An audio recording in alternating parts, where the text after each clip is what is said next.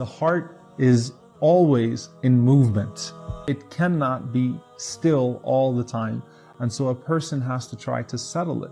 And he said, sallallahu alaihi wasallam, that the heart of the son of Adam is more inconsistent than boiling water. So you can imagine the movement of the heart. The more iman a person has in the heart, the more they're able to settle it. But the heart is always moving, and if you stop settling it, if you stop filling it with iman to keep it still, then it's inevitable that it's going to turn, and you will not be able to control the degree to which it turns and how far it will go or where it turns to. So settling the heart is extremely important. Now subhanAllah, there are many lessons we take from this. The scholars mention that if you read about the companions, they took time to internalize the faith. Okay, they understood the inconsistency of the heart, so they took time to stabilize the faith. So Ibn Mas'ud radiallahu anhu, for example, says, we used to read 10 verses of the Quran, understand them, memorize them, apply them, and then we'd move on to the next 10. Think about then the Khawarij, the extremists that the Prophet ﷺ mentioned, that recite plenty of Quran, but it does not go beyond their throats. You know, there's a saying that extremists are blinded by the light, they're not guided by the light. What happens if water keeps on boiling? It'll evaporate. So there will be no iman whatsoever. So a person should slowly stabilize the heart rather than try to take in too much, because the iman does not come in that fashion. Iman grows gradually. You don't suddenly jump in and take it all in.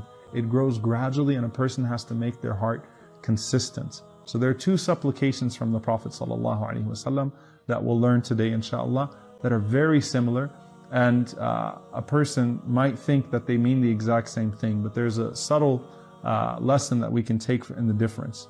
The first one is the most frequent supplication of the Prophet ﷺ, that he would always say, Ya muqallib al-qulub, thabbit qalbi ala dinik.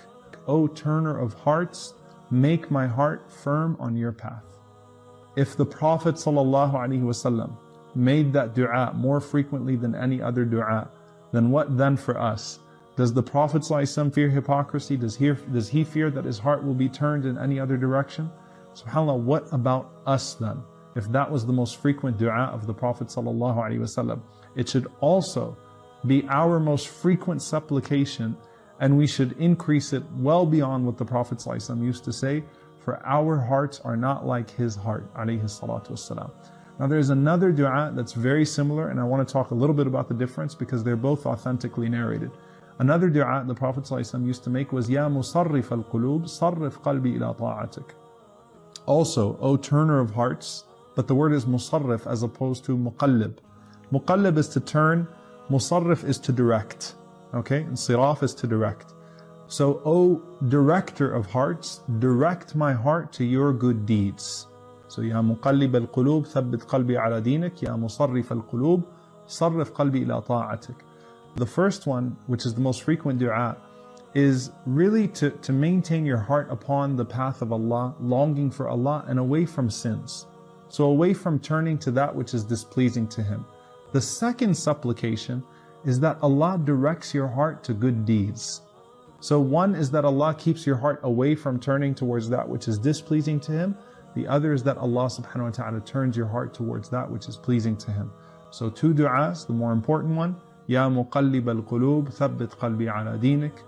And then the second one, Ya musarrif al-qulub, sarrif qalbi ila ta'atik. Allahumma ameen. May Allah subhanahu wa ta'ala keep our hearts firm and consistent and upon that which is pleasing to Him. And may Allah subhanahu wa ta'ala fill our hearts with longing for Him so that we meet Him in that state. Allahumma ameen.